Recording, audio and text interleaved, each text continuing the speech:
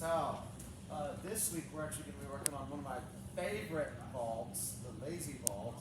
So what you do is you take one hand here, and this foot is going to swing around. And what they're actually going to do as a progression is they're going to sit down on top, and they're just going to like slide down like that. So a real lazy vault would go like this.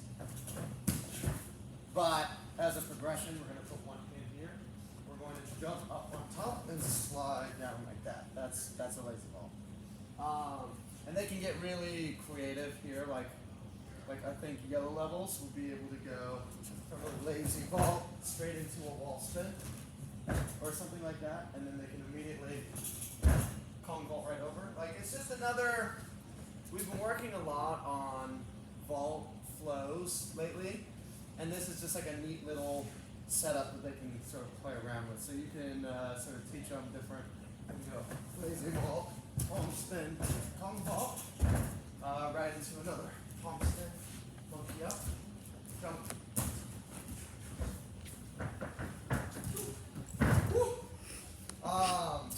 Very similar to the things that we were working on last week.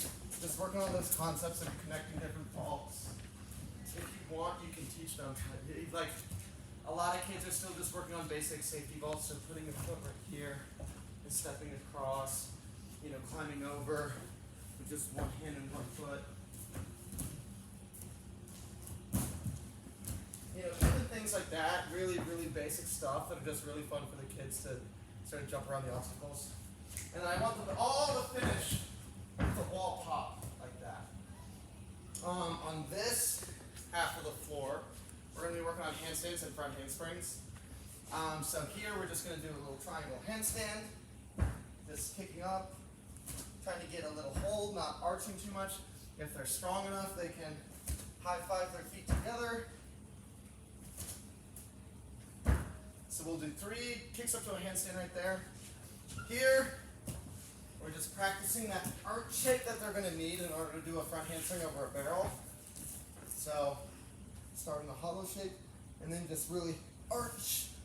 And they have to really commit to this shape when they do their handstand flatbacks and when they do a front handspring over the barrel. So once they feel that shape, they're going to come right here. I have the dots so that they know like where they're supposed to lunge and where their hands are supposed to go. So once they're right here, we're just going to front handspring over the barrel. Here we're going to try to get them to do a handstand flatback. So again, we want them to land in that really nice tight arch shape, like right here.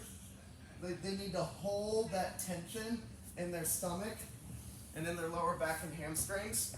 Now most of the kids will not be able to do that, but since there's a mat in front of them, they can be just a little bit more brave, really kicking up and trying to get a hold. So really kicking up strong and trying to get that hold. And if they can get that hold, then maybe you can spot them as they tip over. But if they're still doing triangle handstands, that's totally fine. That's making them stronger. But ultimately, our goal is to get handstand and then flat back, landing nice and tight like that.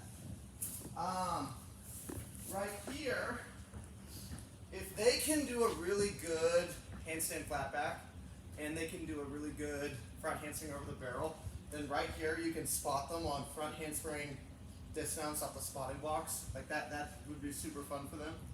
And if they want, they can even work on like comboing into it, so they can do like a palm spin, they can monkey up, and then front handspring dismount. Ninja Games is also starting up soon, so make sure that you start promoting Ninja Games. I'll send a Slack around about that. But that would score them a lot of points in Ninja Games if they did something like that. So you can either spot front handsprings right here into the pit, or if you want them, they can just do a forward roll and start getting their feet back under them like they're landing a front flip. Once they do that, they'll come right back over here to the start of their vaults.